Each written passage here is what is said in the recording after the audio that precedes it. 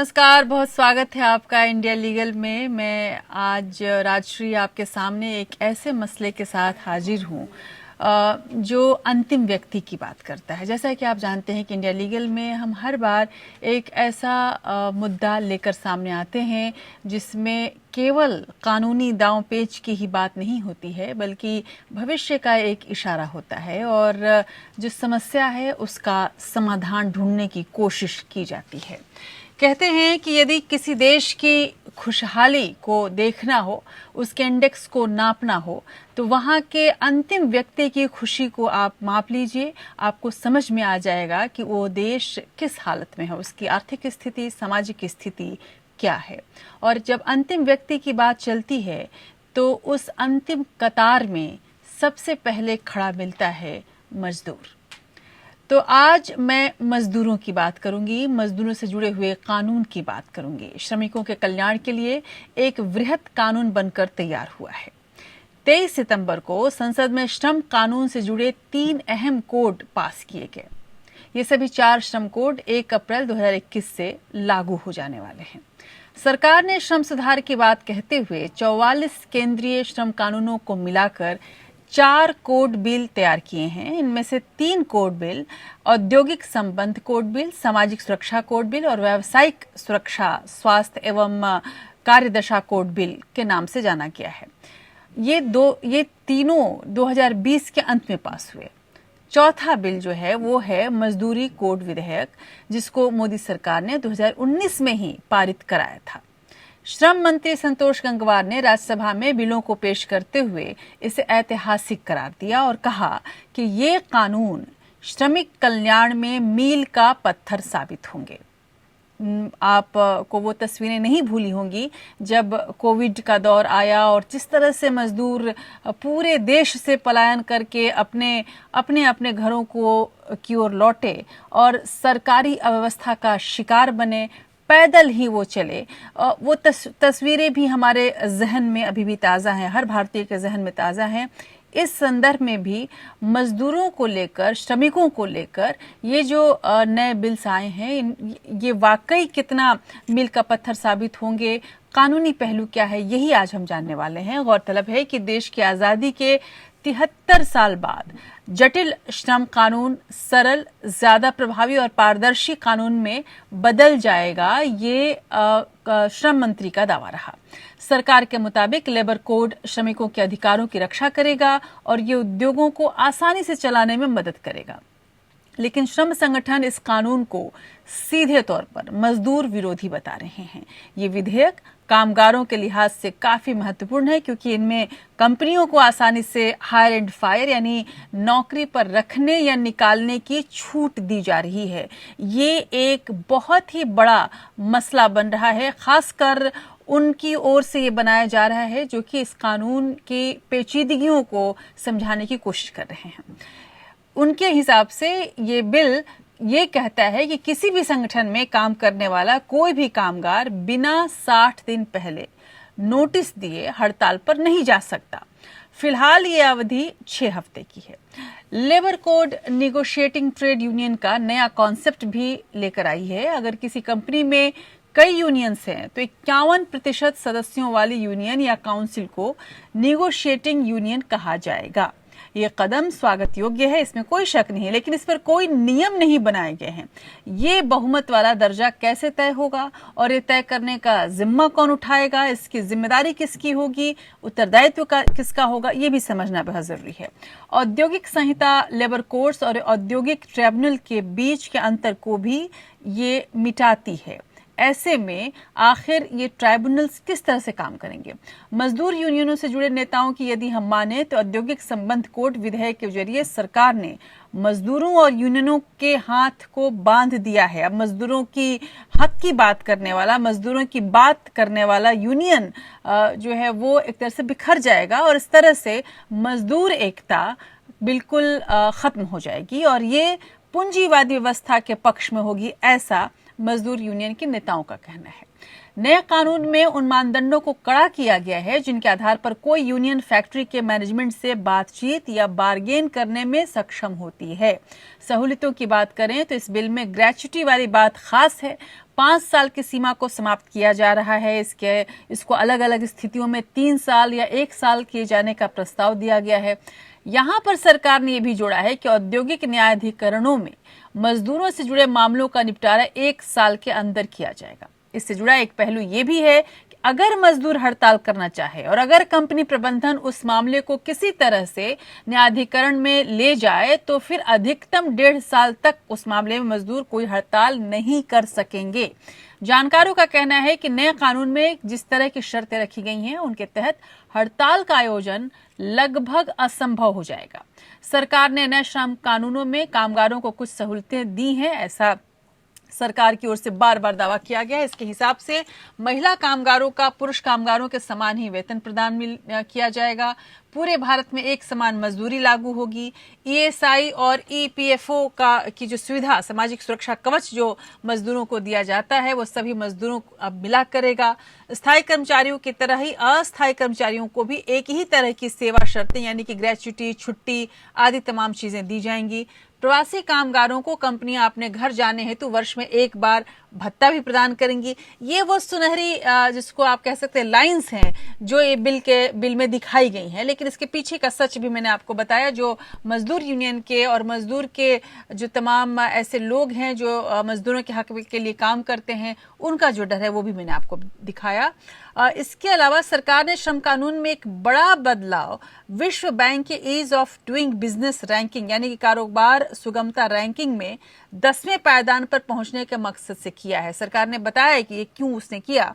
हालांकि अभी तक इस सूची में भारत 63वें पायदान पर है और सरकार का ये कहना है कि इस नए बिल के साथ ही वो लगभग 50 पायदान का उछाल ले लेगी और 1 से लेकर 10 के बीच में आ जाएगी। सरकार का मानना है कि उसने श्रम कानून में जिस तरह के बदलाव किए हैं उससे भारत 10वें स्थान पर पहुंच जाएगा और अभी तक ऐसा नहीं हुआ है और इन कानूनों के पेचीदगियों को समझने की अभी जरूरत है और ये भी देखने की जरूरत है कि क्या वाकई इसका भविष्य में यही असर होगा।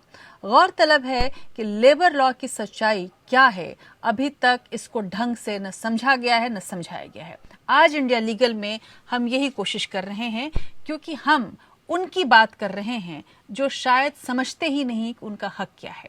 इसकी कानूनी जो पहलू है इसको आज हम समझने की कोशिश करेंगे, इसके असर को भी जानने की कोशिश करेंगे और कुछ खास वास्तविकताएं भी आपके सामने रखेंगे जिन्हें देखकर आप चौंक जाएंगे। इन सब के बीच हम ये भी देखेंगे कि आखिर सरकार की इस कोशिश को किस तरह से हमें लिया जाना चाहिए और इस कोशिश से लाभ कितना होगा, इससे कानून किस तरह से इसमें ज़्यादा मददगार साबित हो सकता है उनके लिए। जैसा कि हमारा संविधान कहता है कि हमारा संविधान हर उस व्यक्ति के अधिकार की सुरक्षा करता है जो इस देश का नागरिक है। तो हम उन्हीं देश के नागरिकों की सुरक्षा की, उनके अधिकार की सुरक्षा की बात करते हुए एक खास रिपोर्ट आपके सामने रखते हैं। उसके बाद बेहद अहम मेहमानों के साथ जो विशेष तौर पर इस विषय को बहुत ही गहराई से समझते हैं, उनके साथ एक चर्चा रखेंगे। पहले देखिए आप रिपोर्ट।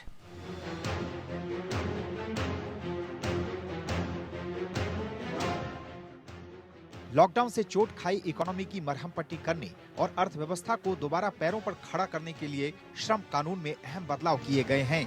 मोदी सरकार ने 44 श्रम कानूनों में बड़ा बदलाव करते हुए सिर्फ 4 श्रम कोड बनाए हैं।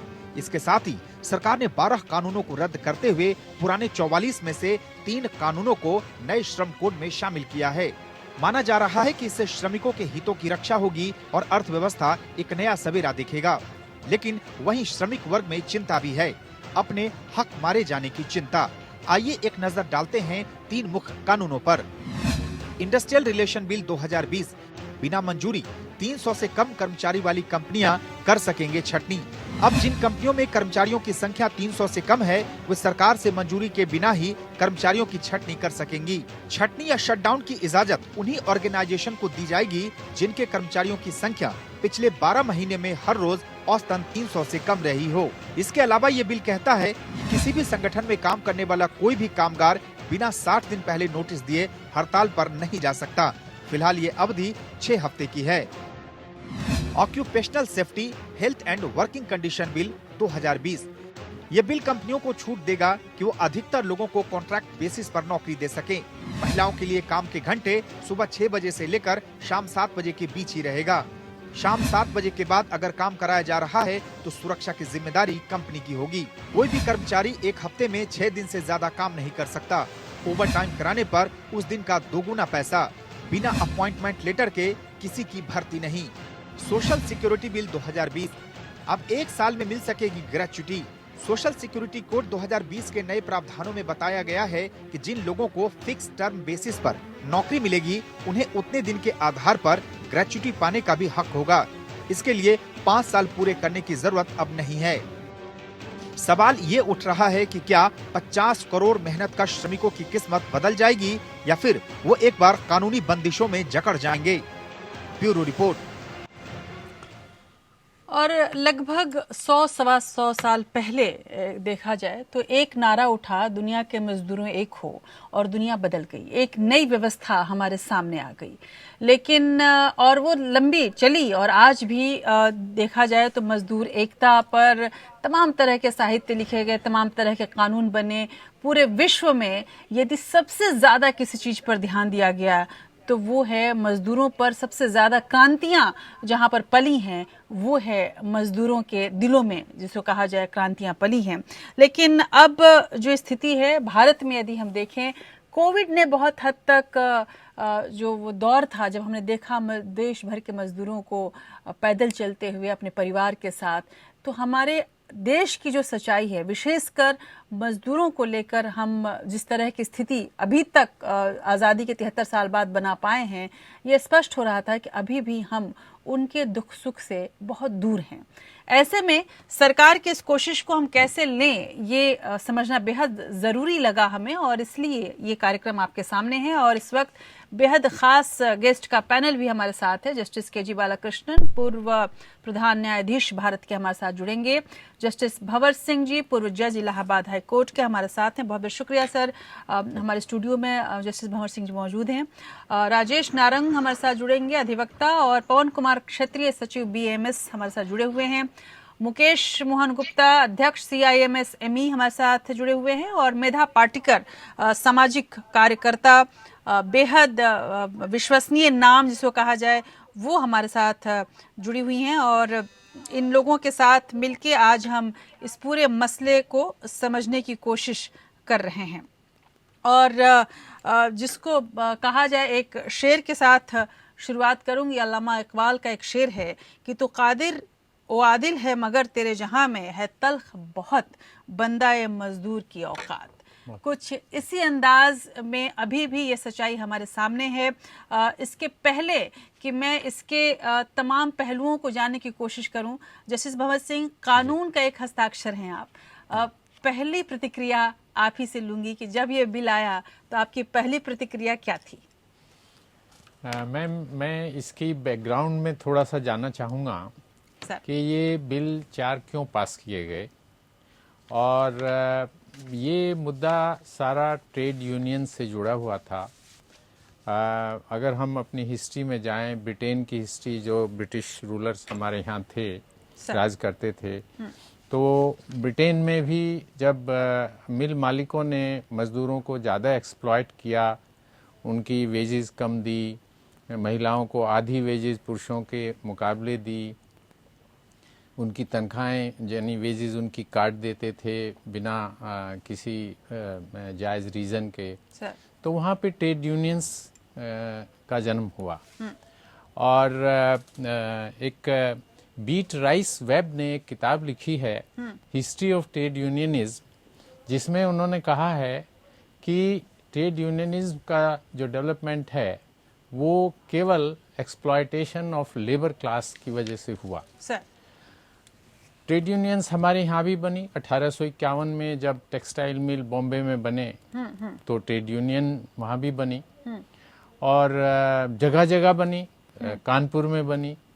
और धीरे धीरे ट्रेड यूनियंस ने जो बनी थी लेबरर्स के वेलफेयर के लिए, उनकी वेलफेयर डिमांड करने के लिए, उनके नेताओं में एक दूसरा विचार आया, अपने फायदे के लिए वो काम करने लगे।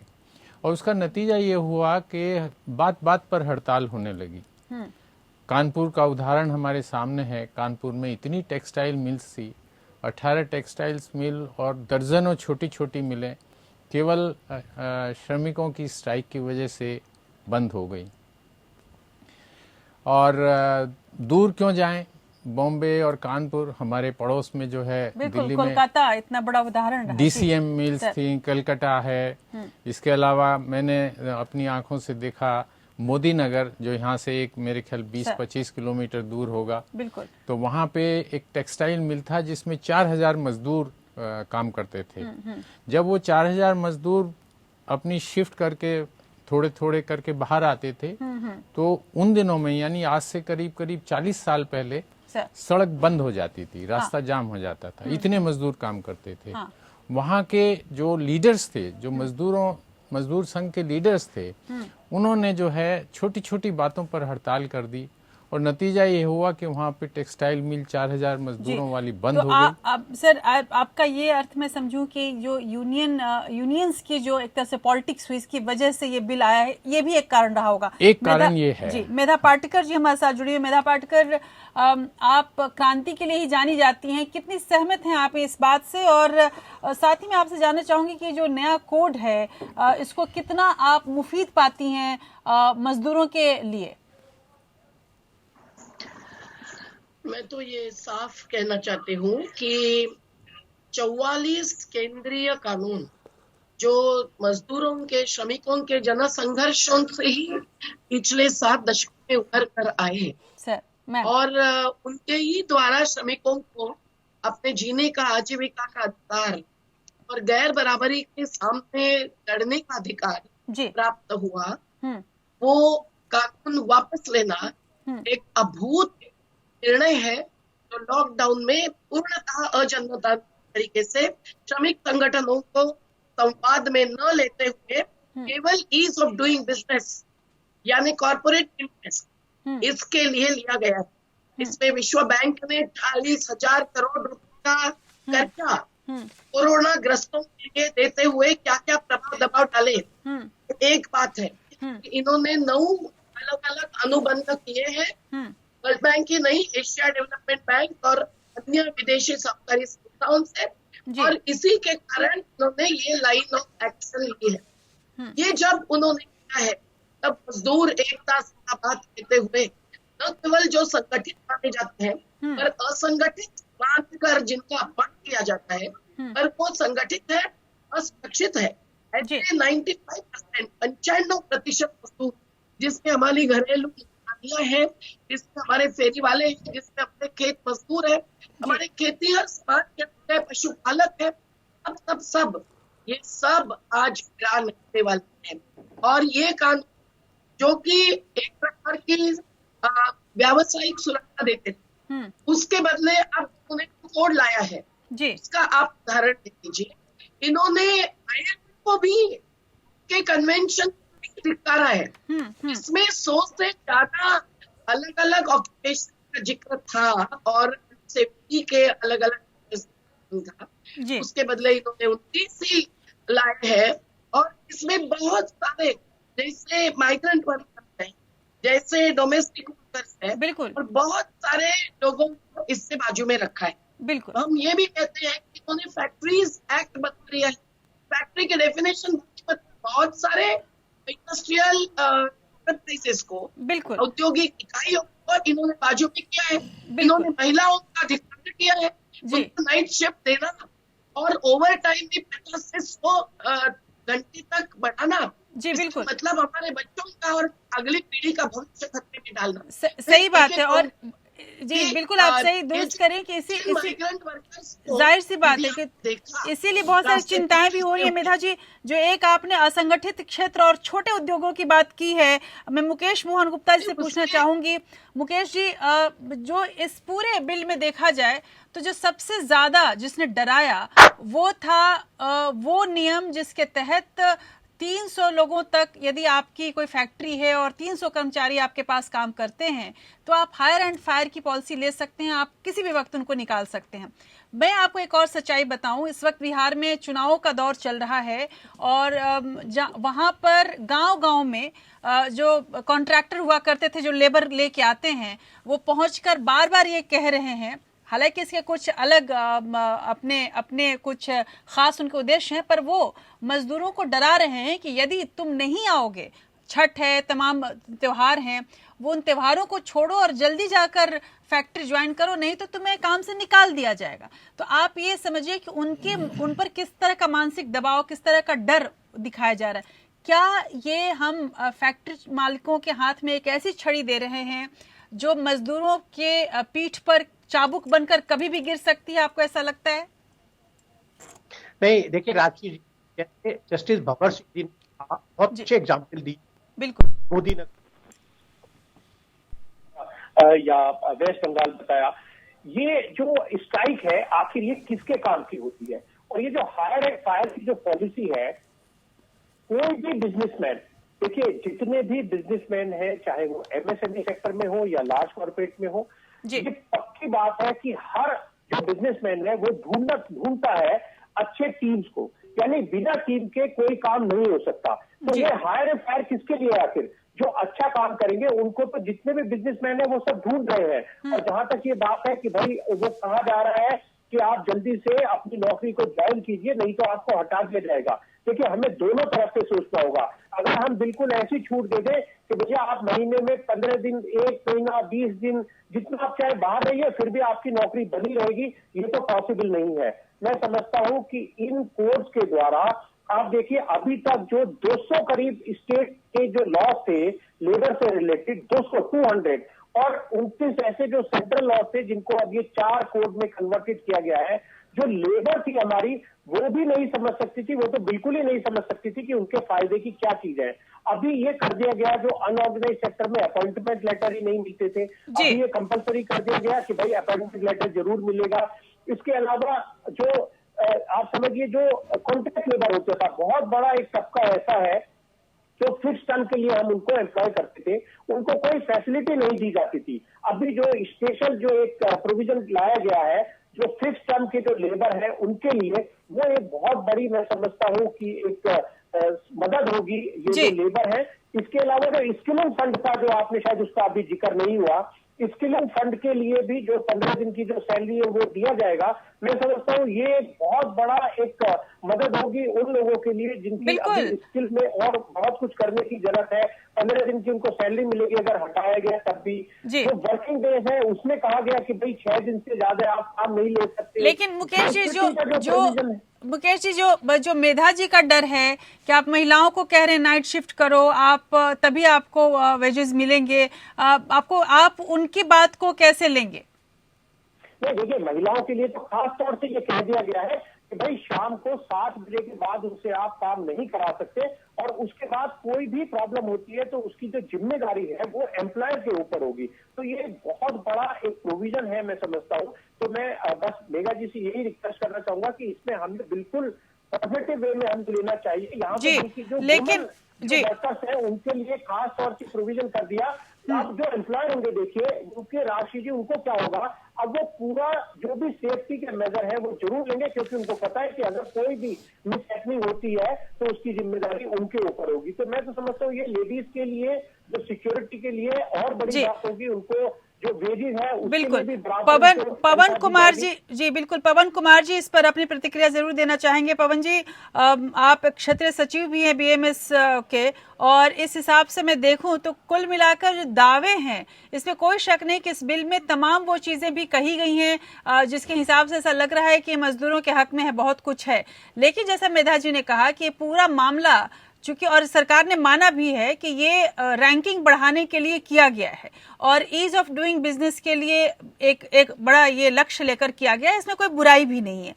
पर जिस तरह से जो हायर एंड फायर की पॉलिसी अपनाई जा रही है, जिस तरह से तमाम इसमें जो चेंजेस किए गए हैं, वो ऐसा लग रहा है कि बहुत कुछ बदला नहीं है। बस ये किया गया है कि हड़ताल, जो आवाज उठाने की जो कोशिश रही है मजदूरों की, अगर वो हक की भी लड़ाई लड़े तो क्या वो हक की भी लड़ाई नहीं लड़ पाएगा? ये एक बहुत बड़ा डर हो गया है मजदूरों के अंदर कि यदि उसके साथ ज्यादती हो रही है तो अब वो किस तरह से आगे बढ़ेगा। पवन जी, इस पर आपकी प्रतिक्रिया जानना चाहूंगी।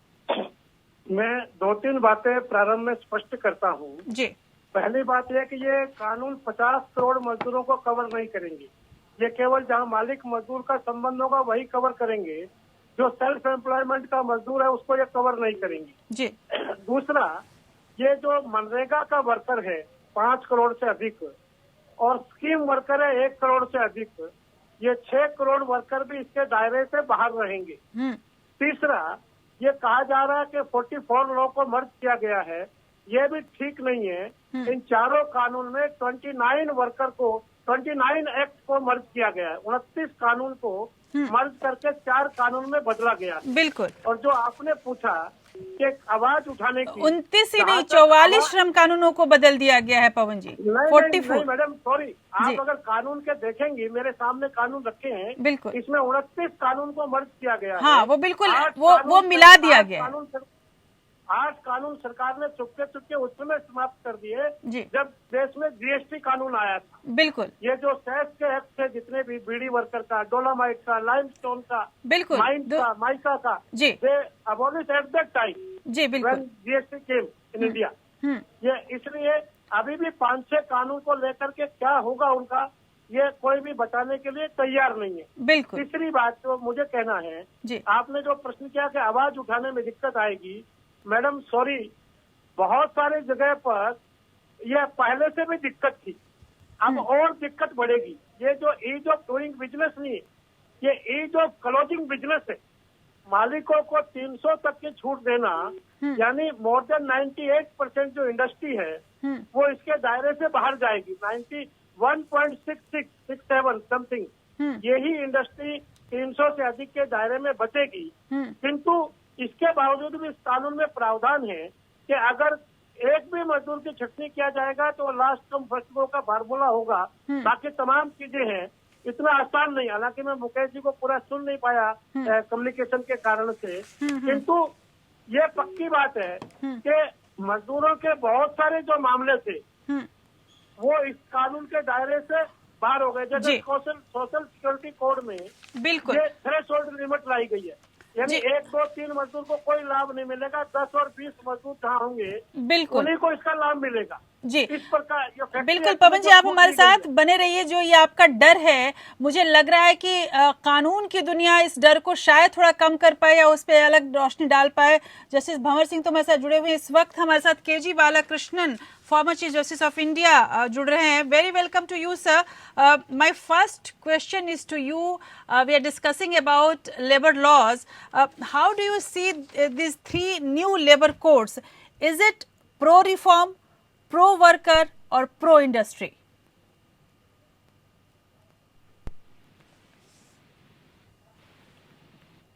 Sir, I'll come again to you, sir. How do you see the 3 new labor codes? If you can hear me, do you think that is it pro reform, pro worker or pro industry? Hello. Sir, can you hear me, sir? Okay, can I reply? Sir, please. It is a complex question because it changes the many statutes are combined together into 4 codes. So it is not fully anti-labor. We cannot say that. Some of the welfare measures are taken care of in the Act. Some of the 4 the Wages Act, Minimum Wages Act, Payment of Bonus Act, Payment of Wages Act 1936, Equal Remuneration Act of 1976, all combined together are put into. That is a good idea. All these rights are spread over in various acts. Sir. So one need only look one code now. Sir. So some of the provisions are we can say that maybe pro this employer that we can say regarding strike. If casual leave is taken, it will be deemed a strike and all. Sir. Some of the provisions are there, but Sir. we can completely generalize the thing. Unfortunately, the problem is that these matters are not discussed in detail with the Parliament. Sir. If it had been discussed in the Parliament, we would have been able to know the different shades of the law. But unfortunately, that was not done. All these acts were, though we claim to be one of the greatest democracy, but in these matters of passing legislation, we are not following the basic ideas of discussion and evolved ideas, and trade union leaders should speak out and tell what are their problems. Such things did not happen. So we cannot fully say that it is anti-labor. We cannot fully say that it is pro-employer. Exactly. But there are certain provisions which had been in favor of the labor, which is some changes have been made, probably to help. But this is a act which will govern about 40 crore workers of India. So it should have been very efficient discussion. I am happy that you are doing at least this sort of discussion. Thank you so much, sir. Thank you so much. Provisions which are included in the code. It is we should make a good platform to discuss these things, and if there is any change is required, that should be done at the earliest. Definitely, sir. Thank you so much, sir. Thank you so much for your this enlightened reply. And thank you so much for your enlightenment too. I mean, it's just such an enlightenment for us. हमारे साथ राजेश नारंग भी जुड़ रहे हैं, जो कि अधिवक्ता हैं, विशेषकर श्रम कानूनों के खास जानकार हैं. राजेश जी, बात चल रही है, हमारे तमाम जो पैनलिस्ट हैं, मुकेश मोहन गुप्ता जी जो कि अध्यक्ष हैं CIMSME के, उनका ये कहना है कि ये जो कानून है ये वाकई उन लोगों के लिए बनाया गया है जो अभी तक जिनके हक की बात नहीं हुई थी, चाहे वो महिला हो या मजदूर हो, छोटे उद्योग की बात हो रही हो या बड़े उद्योगों की बात हो रही है. मेधा पाटकर जी ने अलग जो डर है वो बताया है कि किस तरह से मजदूरों का शोषण की पूरी उम्मीद है. पवन कुमार जी जो क्षेत्रीय सचिव हैं BAMS के, उन्होंने बताया कि ये जो ईज ऑफ डूइंग सोच के शुरू किया गया है, ये कहीं ज्यादा अब मुश्किलें पैदा हो रही हैं. जस्टिस भंवर सिंह को हम सुन चुके, उन्होंने कहा है कि किस तरह से ये इसकी पृष्ठभूमि आखिर क्या रही. मेरा सवाल यहाँ पर यह है कि जो सबको एक डर है, विशेषकर बात जस्टिस भंवर सिंह की बात से शुरू करूंगी, जब उन्होंने कहा कि यूनियंस ने पूरे विश्व में इस तरह की स्थिति पैदा की अलग अलग वक्त पे, जिसकी वजह से लेबर कानूनों में, लेबर लॉज में परिवर्तन करना पड़ा. इस बार भी ये बहुत हद तक इस बात की जिम्मेदारी यूनियंस को जाती है, लेकिन अब मजदूरों के अंदर एक डर है कि अगर यूनियंस कमजोर हो जाएंगे तो उनकी आवाज कौन उठाएगा.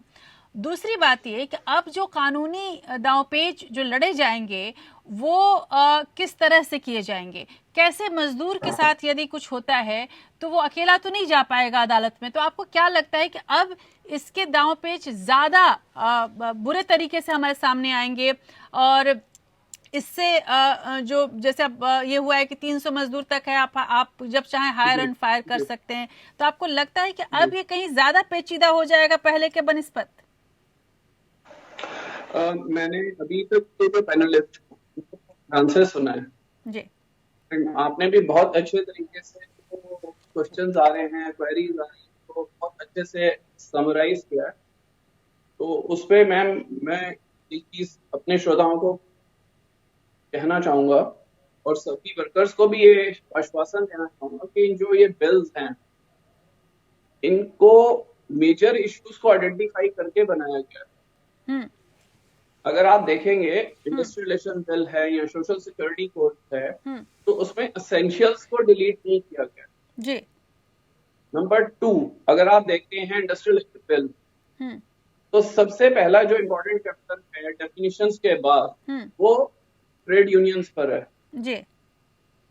Trade unions act 1926 definitely was a detailed act, but इसमें वो भी इम्पोर्टेंट प्रोविजंस हैं वो इंक्लूड की गई हैं जी. लेकिन यहाँ पर राजेश, ये एक चीज मैं पूछना चाहिए, जब ट्रेड यूनियन की बात चल रही है तो मैं जरूर पूछना चाहूंगी, हालांकि ये सवाल मैंने भंवर सिंह जी के लिए रखा था, पर आपसे पूछती हूँ कि ये कहा गया है कि स्ट्राइक यदि करना है तो 14 दिन की नोटिस देनी पड़ेगी आपको. आपको नहीं लगता कि जो अभी तक एक हम चूंकि शुरुआत मैंने इकबाल के शेर से की है, तो फैज के शब्दों में कहूं कि बोल की लब आजाद है तेरे, ये जो हक था मजदूरों का कि वो बोल सकता था, वो कहीं ना कहीं रोका जाएगा। इसमें ये उनका जो बोलने का हक है, जो उनके आवाज उठाने के का जो अधिकार है, उसको रोका जाएगा। ऐसा है कि जो एक्ट है, जो हमारा ये कोड है नया, इसमें वर्करों के अधिकारों का हनन नहीं है। हाँ, ये जरूर है कि कुछ जो कंडीशंस पहले स्ट्रिक्ट होती थी, जैसा कि अभी पैनलिस्ट ने शेयर किया और आपने भी बहुत खूबी से उसको शेयर किया है, कुछ में ढील दी गई है because environment has gradually change. हाँ, जो एनवायरमेंट ग्रेजुअली हुआ है उसको देखते हुए ये कोड्स को लाया गया है। ठीक है, ऐसा नहीं है कि इन कोड्स में उस पर नहीं है। बिल्कुल। हमारे तमाम पैनलिस्टों की आवाज में आपने सुना, इसके अलग अलग पहलुओं को देखने और समझने की हमने कोशिश की है। डर बहुत ही ज्यादा है, इस पे कोई शक नहीं, लेकिन जब हम इस कानून को पूरी तरीके से समझेंगे, देखेंगे, इसमें एक बड़ी बात है कि आखिर जब मतभेद होगा तो उसे सुलझाया कैसे जाए, उसे देखा कैसे जाए। ट्राइब्यूनल अभी तक बना हुआ था और लेबर ट्राइब्यूनल जो है अब उसके भी प्रारूप को चेंज किया गया है, उसके प्रारूप को थोड़ा बदला गया है। जस्टिस भंवर सिंह हमारे साथ हैं, हम उनसे जानने की कोशिश करते हैं कि आखिर इस बदलाव से क्या ये समझा जाए कि किसी तरह का यदि कोई भी लिटिगेशन होता है तो उसको सुलझाने में ज़्यादा तेज़ी आएगी या फिर स्थिति वही बनी रहेगी। गौरतलब है कि जस्टिस भंवर सिंह, जैसा कि आप जानते हैं कि अभी तक लेबर ट्राइब्यूनल में केवल एक जज हुआ करता था, अब एक और प्रशासनिक सदस्य बनाया जाएगा। आखिर इसको कैसे लिया जाए? इसे क्या समझें कि हम अगर प्रशासनिक एक एडमिनिस्ट्रेटिव ऑफिसर आ जाता है तो ज्यादा तेजी से स्थिति बदलेगी, और ये अभी तक एक कहा जा रहा है, आगे चल के इसमें और भी संख्या बढ़ाई जा सकती है, जैसे कि एनसीएलटी में हुआ। आपको लगता है कि ये एक अच्छा कदम माना जाए इसको? मेरे विचार से प्रशासनिक सदस्य को ट्रिब्यूनल में इंडक्ट करना बहुत उचित नहीं है, क्योंकि हमेशा ट्रिब्यूनल्स में और सुप्रीम कोर्ट ने कई बार ये बात कही है कि जितने भी जुडिशियल ट्रिब्यूनल्स हों वादों का निस्तारण करने के लिए, उनमें सब जुडिशियल बैकग्राउंड के लोग होने चाहिए। इसलिए प्रशासनिक सदस्य के रहने से मेरे विचार से बहुत कुछ सुधार की एक्सपेक्टेशन नहीं है। मगर अब ये हुआ है तो जब तक कोई सुप्रीम कोर्ट का निर्देश ना हो तो हमें इसी से डील करना होगा। और जल्दी निस्तारण की बात तो देखिए कितने मुकदमे बने। मैं तो कंज्यूमर प्रोटेक्शन एक्ट में प्रेसिडेंट था यूपी कंज्यूमर कमीशन का।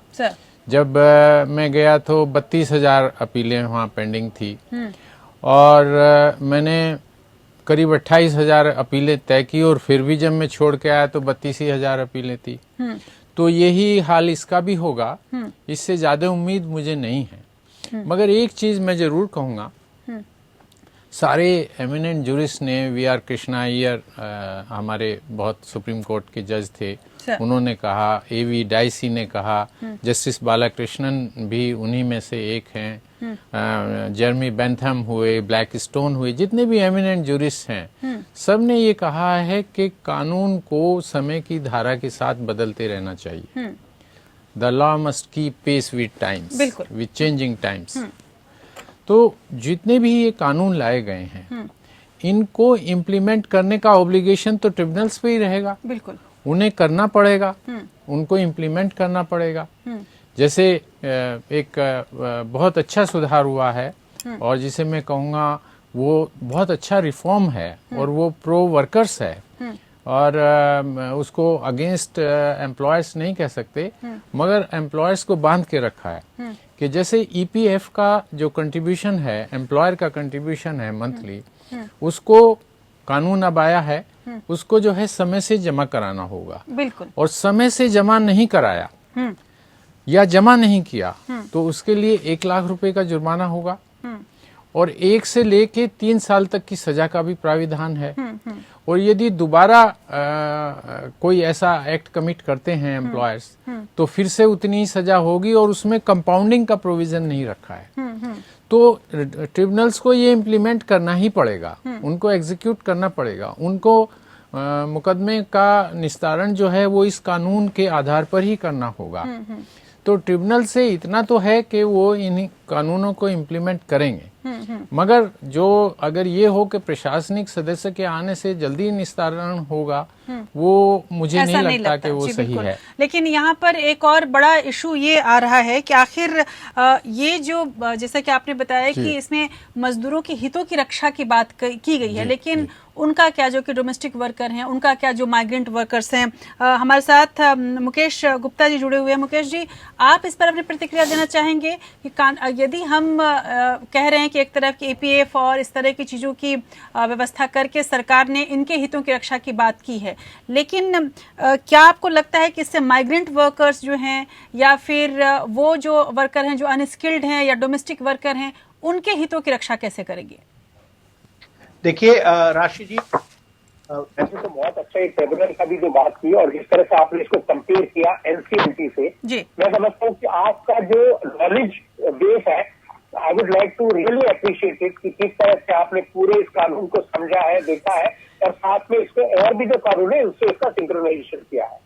क्योंकि एनसीएलटी में हमने देखा है कि वहां पर भी एडमिनिस्ट्रेटिव जो है वो भी एक पार्ट है, लेकिन वहां कितनी तेजी से निपटारा हो रहा है। आपका जो सवाल है खास तौर से कि इससे जो वर्कर है, जो माइग्रेंट वर्कर है, उनको कैसे फायदा होगा, शायद पहली बार ये हमने देखा है जब ये कोविड आया तो ये माइग्रेंट लेबर की बात हुई और हमने देखा कि किस तरह से वो जा रहे थे और हम उनको माइग्रेंट लेबर कह रहे थे, लेकिन किसी को ये पता नहीं था शायद कि माइग्रेंट लेबर का मतलब क्या है। पहली बार सरकार ने डिफाइन किया है कि आखिर माइग्रेंट लेबर कौन है, यानी जिनकी सैलरी 18,000 रुपए से कम होगी पर मंथ, वो माइग्रेंट लेबर होंगे अगर वो दूसरी स्टेट में जाते हैं।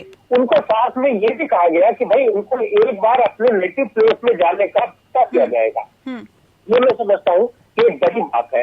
तो ग्रेजुएट की अगर हम कुछ थोड़ी सी चीजें अगर देखें कि आखिर फायदा क्या है लेबर क्लास को, इन जो नए जो 4 कानून बने हैं, कोड बने हैं, इनसे जो 29 कोड से लेकर के जो बने हैं, देखिए ग्रेजुएटी का फायदा है। अब 5 साल की जो कंडीशन है वो नहीं है, होम जर्नी अलाउंस मिलेगा उनको जो माइग्रेंट लेबर है। फिक्स टर्म एम्प्लॉय जो है, जो परमानेंट एम्प्लॉय नहीं है, उनको बेचारों को बहुत प्रॉब्लम होती थी। Now they will also be considered at par with the permanent employ. Appointment letter मिलेगा इन लोगों को और जहां पर वो अपने जो एक्सपीरियंस है, अगर कई बार क्या होता था, ये जो छोटी कंपनी में लोग काम करते थे वो दूसरी कंपनी में जाते थे, वहां वो दिखाई नहीं पाते थे कि मेरे पास कोई एक्सपीरियंस है। बिल्कुल, इस पूरे आपकी बात पर मेधा पाटिकर जी एक प्रतिक्रिया देना चाह रही हैं। मुकेश जी माफ कीजिए, मैं रोकना चाहूंगी आपको। मेधा जी, जो मुकेश जी की बात थी उसको आप किस तरह से लेंगी? जैसे कि आपने माइग्रेंट वर्कर्स की बात की, आपने डोमेस्टिक जो वर्कर है उनकी बात की, बहुत ही बृहद विषय है। अब ये इसमें एक बड़ा चिंता है कि उनकी सामाजिक सुरक्षा का क्या होगा, किस तरह से आप प्रतिक्रिया देंगे इस पर? एक एक जगह पर सामाजिक सुरक्षा नकारी जाने का अनुभव तो हम लोग सालों से देख रहे हैं। मैं भी एक मजदूर श्रमिक संगठन पदाधिकारी हूँ, इसलिए मैं कह रही हूँ कि जो judgments justice P Gajendragadkar, justice P N. Bhagwati या जस्टिस वी.आर. कृष्णा ये दिए हैं, उसमें श्रमिकों का स्थान और सम्मान स्पष्ट रूप से अधोरेखित है। लेकिन क्या उन जजमेंट्स में जो संविधानिक दायरा स्पष्ट रूप से रखा गया है, दायरा आज इन 4 कोड में प्रतिबिंबित है? बिल्कुल नहीं। ये कुछ थोड़ी सी चीजें ऐसी लग रही हैं अन्यों को, लेकिन हमें तो साफ दिख रहा है कि कोई विवाद भी अभी उठा नहीं सकता। ये कॉन्स्टिट्यूशन जो श्रमिकों का बराबरी का हक देती है और मुट्ठी भरों के हाथ में केंद्रित न हो, ये अनुच्छेद 39 में स्पष्ट रूप से मार्गदर्शक सिद्धांतों में अधोरेखित करती है। बिल्कुल, आपका जो ये स्ट्रॉन्ग प्रोटेस्ट है मेधा जी, और इसलिए इंडस्ट्रियल ट्राइब्यूनल बने रहेगा लेकिन विवाद में भूख हड़ताल या कोई भी संघर्ष का अगर अवकाश नहीं रहेगा तो हम आज इंडस्ट्रियल ट्राइब्यूनल में खड़े होते हैं। बिल्कुल, कानून लेकर हम खड़े होंगे। बिल्कुल, मालिक और मजदूर एक साथ बैठकर विवाद निपटे। बिल्कुल, हर बात जी आप आर्बिट्रेशन की भूमिका ले रहे हैं। ऐसा आर्बिट्रेशन मालिक और मजदूर के बीच, मजदूरों के पक्ष में जी, आपके डर को भी मैं ले जाऊंगी जस्टिस केजी बालाकृष्ण और जस्टिस भंवर सिंह के पास, लेकिन इस वक्त पवन जी मैं आपसे पूछना चाहूंगी कि जिस तरह से मेधा जी ने कहा कि यदि आवाज उठाने की का जो हक है वो भी यदि 14 दिन की नोटिस आप बोल देंगे, हमें दर्द आज हो रहा है पर आप कहेंगे कि नहीं बात 14 दिन बाद करना, तुम 14 दिन तक नोटिस दो आप, क्या आप इससे सहमत हैं कि ये वाकई ये इसको इसी तरह से देखा जाना चाहिए, या इसे जैसा कि एक इसमें कोई शक नहीं कि हमने यूनियन की ऐसी राजनीति देखी है जो कहीं ना कहीं मजदूरों के हक को भी मारती थी, आपको ऐसा लगता है कि ये इस रूप में देखा जाना चाहिए या इसका दूसरा पहलू भी देखा जाना जरूरी है? नहीं, मैं आपको दो बातें जो कह रहा था, आपने जो मुकेश जी सवाल पूछा था, आंध्र प्रदेश हाई कोर्ट ने 2004 में और मद्रास हाई कोर्ट ने 2014 में ये निर्णय किया था कि ट्रिब्यूनल में केवल जुडिशरी के लोग आने चाहिए, और इसको दोनों फैसलों को सुप्रीम कोर्ट ने किसी गवर्नमेंट ने चुनौती नहीं दी, इसलिए जुडिशरी से बाहर जाना ये ठीक नहीं है जी। दूसरा आपने जो प्रश्न किया था, migrant worker, motor vehicle act में अंदर आने वाला वर्कर और माइंस में आने वाला वर्कर, जहाँ ये तीनों कानून पहले 5 मजदूरों पर लागू होते थे, अब इनकी सीमा बढ़ाकर 10 कर दी गई, तो इससे मजदूरों को नुकसान होगा। और तीसरी बात जो आप कह रहे हैं 14 दिन का नोटिस, ये नोटिस की व्यवस्था तो पहले भी, ऐसा नहीं है कि पहले व्यवस्था नहीं थी, पहले भी सेक्शन 22 आईटी एक्ट में इस प्रकार की कुछ व्यवस्थाएं थी, किंतु जब मजदूर आंदोलित होता है, मुझे लगता है इन कानूनों के कारण से कहीं ये 2000 के पहले जो स्थिति हुई थी 10 के आसपास, मारुति का दुर्घटना हुई, बिल्कुल ये जो पांडिचेरी की दुर्घटना हुई, कोयम्बटूर की दुर्घटना हुई, नोएडा की दुर्घटना हुई, कहीं देश जंगल राज की ओर न बढ़ जाए, मुझे ये खतरा इसमें से नजर आता है। इसलिए ये, और दूसरी बात, ये एक बात और स्पष्ट करता हूँ मैं, ये जो केजी बालाकृष्ण सर कह रहे थे कंसल्टेशन नहीं हुआ, सॉरी सर, 4 साल से गवर्नमेंट कंसल्टेशन कर रही थी, किंतु लेफ्ट ब्लॉक की हमारी ट्रेड यूनियनों ने यूनानी मसले इसके बाइकाट किया जी। ये एक दुर्भाग्य की स्थिति थी कि जिस प्लेटफॉर्म पर आकर अपनी बात कहनी चाहिए थी उसकी बजाय उन्होंने बाइकाट किया, और 1 साल तक पार्लियामेंट्री स्टैंडिंग कमेटी इसकी चर्चा करती रही, वहां भी आने की बजाय बाहर बैठ करके स्टेटमेंट देते रहे, किंतु पार्लियामेंट्री स्टैंडिंग कमेटी के सामने पेश नहीं हुए, अपने वक्तव्य दिए नहीं, खाली लिख करके 4 लाइनें भेज दी। ये एक बड़ी दुर्भाग्य की स्थिति है कि पार्लियामेंट्री स्टैंडिंग कमेटी में नहीं आना और कंसल्टेशन लेबर मिनिस्ट्री जो कर रही थी उसमें नहीं आना। अगर ये नहीं होगा तो पार्लियामेंट में बैठे हुए लोग, मैं नहीं समझता कि कितना ट्रेड यूनियन को और कितना मजदूर आंदोलन को समझते होंगे, वो चर्चा कर लेते। ये एक बड़ी दुर्भाग्य की स्थिति है। बिल्कुल जी जी, बहुत बहुत शुक्रिया आपका पवन जी, आपने अपनी बात को इतने जिसको कहा जाए तल्ख लहजे में और सच्चाई के साथ रखा है। केजी बालाकृष्णन, जस्टिस केजी बालाकृष्णन हमारे साथ जुड़े हुए हैं। Justice KG Balakrishnan, my question is to you, as you have said this is we need to discuss it more, what do you think, what is way forward, sir? Do you think that we still need to think about this whole bill, and we have to elaborate it, we have to be very conclusive about those workers who are not enlisted in this whole scenario? No. This has become the law. Sir. There is no use in having discussion. I was saying that in the parliament there was no detailed discussion. Sir. So the public may at large know what is the law it is going to be passed against in their favor. Sir. There were parliamentary discussion, it was a select committee, all these are within behind the curtain. The people, the common man do not know what transpired. There Sir. must have been detailed discussion in the parliamentary committee, detailed discussion before select committee, various discussion for about 2 or 3 years, because it was a very, very detailed changes have taken place. I was only saying Sir. that in the parliament, when that is discussed in detail, some eminent members of the parliament would speak out. Sir. This is unjust, this is in favor, Exactly. this should be done. Such discussion was not Exactly. did not happen. Sir. Anyway, it has become law. Now, what the people should know, what is the law. So, Sir. for which these sort of discussions will help the people. Now it has become law. No use in Exactly, if sir. anybody is aggrieved That's what by I'm. the saying, That's what they I can mean, go and challenge it. sir. Humbly, that's what I humbly mentioning, sir. So how, I mean, one labor can understand this law. Definitely, we are doing this kind of discussion. Maybe this will help the other people as well. But sir, the two things is there. One, one party is saying that this law is going to suppress the voice. Do you think so? It is going to do that, sir? Especially in the reference of unions' voice? Every change will affect somebody. Exactly. Sometimes adversely, sometimes in favor. Sir. We are dealing with a large number of the workers in India. This is a large force. So some provisions may be violating here or there. But as such, we cannot say it is anti-labor. It is not possible to say. There are so many welfare measures contemplated. The social service fund to include workplace safety, their social security, all these provident fund, employment injury fund, housing, education schemes for children, skill upgradation, funeral assistance. These are all new things. All old age homes. These are all helpful to the workers. Exactly. It should come and help the workers. Sir. So that is what I feel the right course which we can now adopt. Sir thank you so much sir and justice Mohammad Singh एक सवाल जाते जाते मैं ज़रूर आपसे करना चाहूँगी ये इस पूरे कानून को यदि 1 से 10 के पैमाने पे आपको रेट करना हो कितना नंबर देंगे आप? हालांकि ये नंबर देने की बात नहीं है पर ये बहुत लाइटर मूड अगर नहीं आपने बहुत अच्छा प्रश्न किया इसमें देखिए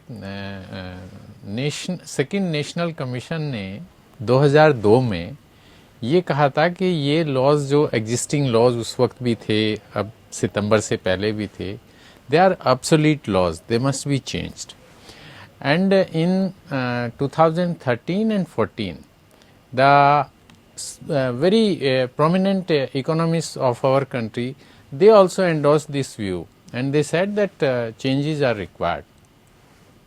इसमें केवल हायर एंड फायर वाले अगर रूल को छोड़ दें तो बाकी सब अच्छा ही अच्छा है और जैसे डिबेट होती है कि ये प्रो वर्कर हैं या प्रो कॉरपोरेट हैं या प्रो इकोनॉमी हैं तो मेरा मानना है ये प्रो इकोनॉमी है और अब आप ये देखिए कि कहीं भी किसी भी यूरोपियन कंट्री इंग्लैंड अमेरिका आजकल स्ट्राइक नहीं है हमारे कंट्री में भी स्ट्राइक नहीं है क्यों नहीं है कि ले ऑफ का प्रोविजन है अब जो हमारे कंट्री में इतना जरूर है कि बहुत पढ़े लिखे वर्कर्स नहीं हैं और यूरोप और अंग्रेज अब सबसे पहले अमेरिका में हायर एंड फायर शुरू हुआ और वहाँ आज भी मौजूद है और वो बहुत अच्छा सक्सेसफुल भी है वहाँ ज्यादातर लोग पढ़े लिखे हैं एजुकेटेड हैं हमारे यहाँ उतनी एजुकेशन अभी नहीं है अभी भी बहुत बड़ी संख्या वर्कर्स की जो है अनस्किल्ड है इसीलिए इसमें स्किल्ड प्रोग्राम्स का प्रोविजन किया गया है